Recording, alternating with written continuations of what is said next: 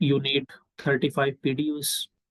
We will talk about the educational background and the job experience in the upcoming slide.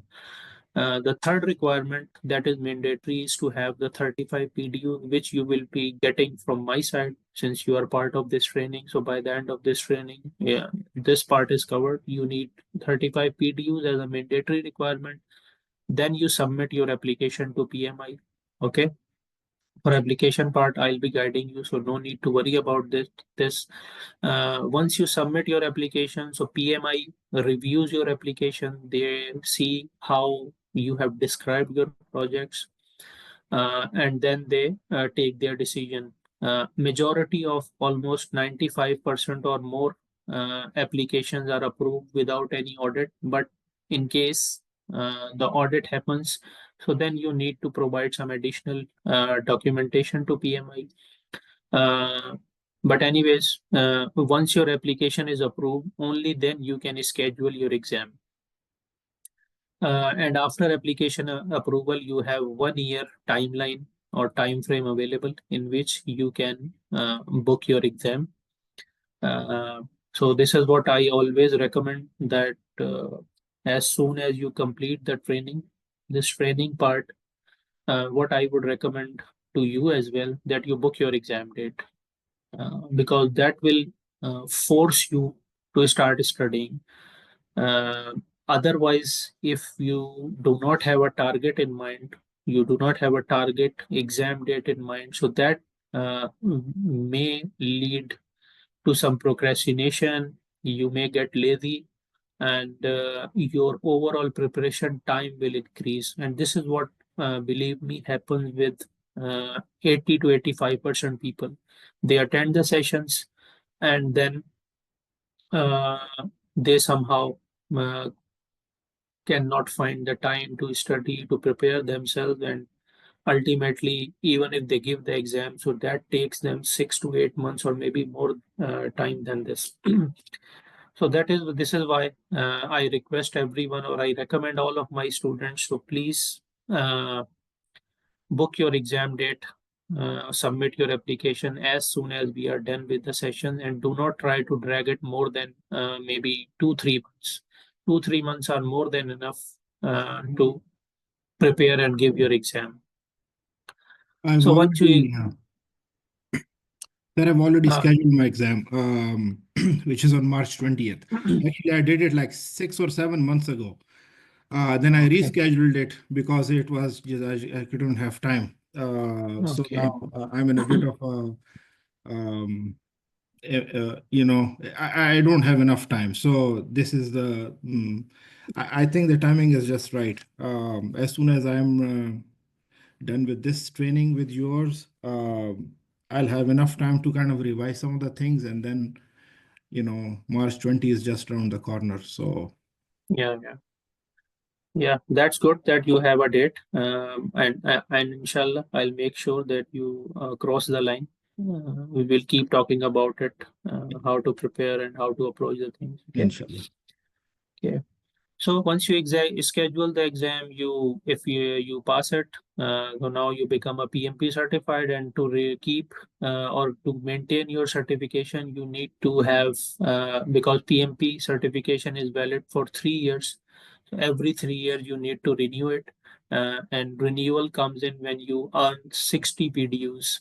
PDUs are basically these are the professional development units, and 1 PDU means 1 hour of training. So over the course of 3 years, you need to maintain or earn 60 PDUs, and that is very easy to do. You have a lot of webinars available at PMI website. You can watch those webinars, and without any extra cost, you can keep earning those PDUs. And once you have the PDUs, you can pay the amount.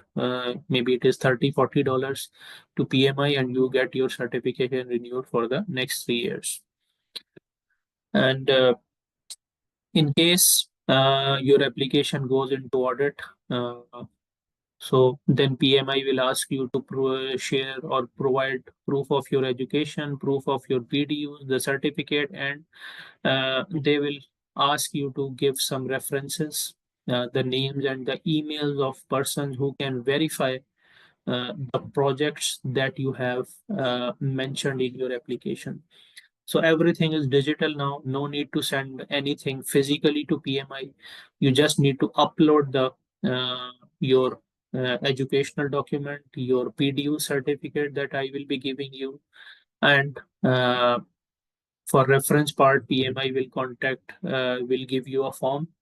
You need to fill it. You need to get it signed from those individuals and upload it. So audit process is also very streamlined nowadays, but hopefully you will not get into this problem of audit if you uh, get your application reviewed from my side before submitting it to PMI. Uh, so talking about educational criteria, so this is the criteria that we have here. There are basically three criteria. If you have a high school or an associate degree, then you need 60 months of project management experience. If you have a bachelor's degree, then you require 36 months of project management experience. And if your bachelor's degree or if you have a postgraduate degree that is recognized all over the world, so then you need to show 24 months of project management experience. I think all of you are already covered in this part, so no need to bother about it. Regarding the project management experience that you need to show, one important thing to remember that it should be within the last 8 years, not before that. Whatever projects you are describing, let's say you fall into this category, so maybe you can describe 3 projects of 1 year duration each, and that should be more than enough to cover your 36 months of project management experience. The project should be unique. There should not be any overlapping of dates. Uh, let's suppose you have mentioned a project which started on 2021 January and it concluded on December 2021, and you mentioned the next project which started on, let's say, maybe October 2021 and it concluded in October 2022. So there is an overlap here. PMI will not consider these 4 months into this 36 months of your project experience. So uh, there should not be any overlapping uh, in dates of the projects that you are mentioning. And we will see about it when you share your application that there is no overlapping and the other part of your application as well. So now let's talk about how the exams is set up, how the overall exam is. You have a total of 180 questions to attempt in 230 minutes. Okay. And out of those 230 questions, 180 questions, 175 questions, they will contribute to your final score. They will be marked in your actual score. And 5 questions are those that are not scored. You are not evaluated on those. These are the questions that maybe PMI is testing, that how people are answering these questions. And if a lot of people are giving wrong answers, maybe so PMI may discard those type of questions because maybe the language is vague or the scenario is not that clear. So for this purpose, to check the understanding and how people respond to these new questions that PMI is planning to make part of their exam later on. So you have these 5 unscored questions, but obviously you do not know that what are those 5 questions. So for you, exam is 180 questions. You need to attempt 180 questions without bothering about that which are the scored ones and which will not be scored. So and how the exam is basically happens that once you complete the first 60 questions, okay, so you will be given an option to take a break. In the exam, you have option to take 2 breaks. So it is always recommended to avail these breaks just to freshen yourself. So after 60 questions, you will have the option to take a break. So you should take the break. And before going for have the option to take a break. So you should take the break.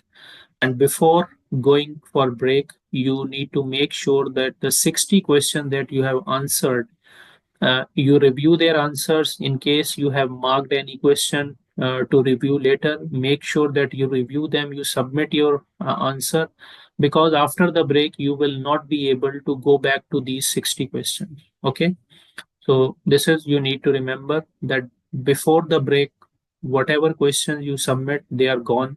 You cannot review them after the break. And once you resume your exam after the break, as soon as you complete 120 questions, you will again be offered the second break. You take it, and again the same thing.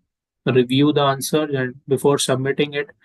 And after the second break, you will have the chance to complete the remaining 60 questions, and you will be done with your overall 180 questions. And uh, talking about the duration that you have to complete any question.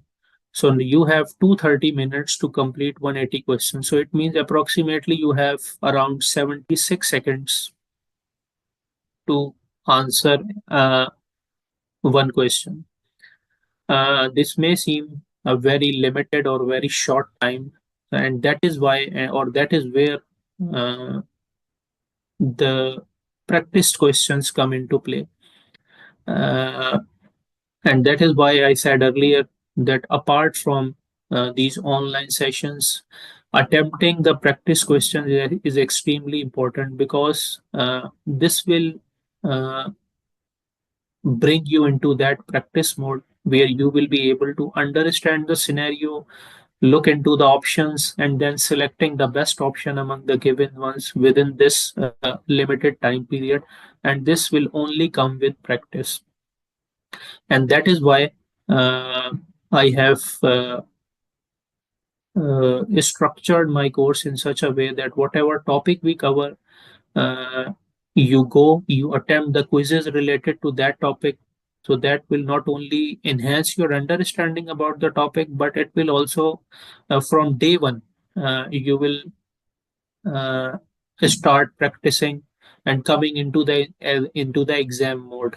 All of my quizzes, mock exams, they are all timed. You will not be getting any paper based questions. Everything is available on portal, and you have the clock ticking. And the purpose is that you need to come into practice in the exam like practice from day one.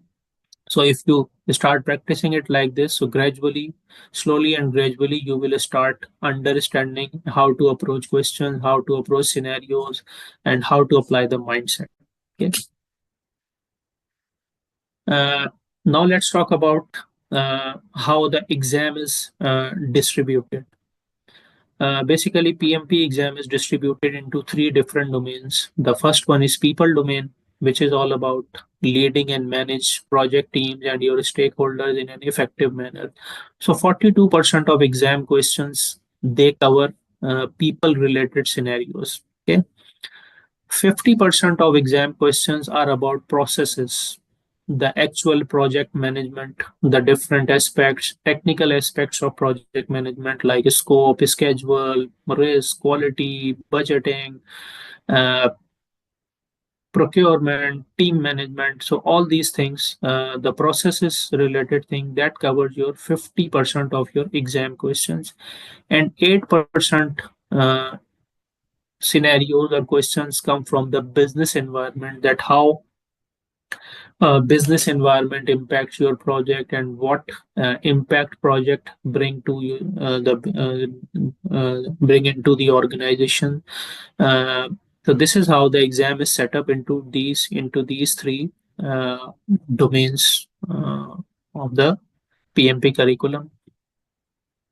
And talking about the methodology part, so nowadays almost 50% questions are covering agile related scenarios. Okay. And the rest 50% covers predictive and hybrid methodologies. Okay.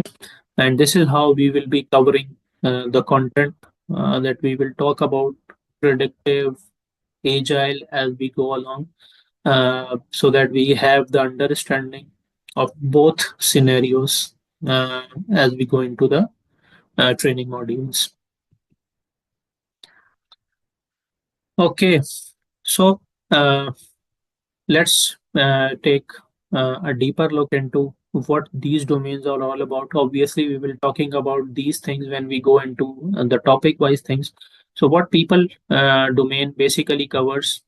People domain covers managing conflict, because conflict handling conflict is an important aspect when we talk about people, when we talk about team and stakeholders, team building, how to build a team, how to foster collaboration, and how to improve your team performance. That also comes under the people domain. How to lead your team, how to collaborate within the team, outside the team, with your stakeholder, with your sponsor, and how to manage and engage your stakeholders, how to communicate with them. So, all these things are part of the people domain. The process domain, we'll talk about a lot about the processes. It's about how to manage your budget, manage your scope, manage your schedule, how to handle risk, how to handle quality, how to govern things, how to make sure that you are capturing all the knowledge. So all these things are part of the process domain. And business environment is about making sure that you remain compliant with your organizational policies, with your regulatory policies, laws, regulations. Uh, if any change is suggested in your scope, in your schedule, in your budget, so that is also covered under the business environment. How to deliver benefits and how to support organizational change through your project. So all these things are part of the business environment. And talking about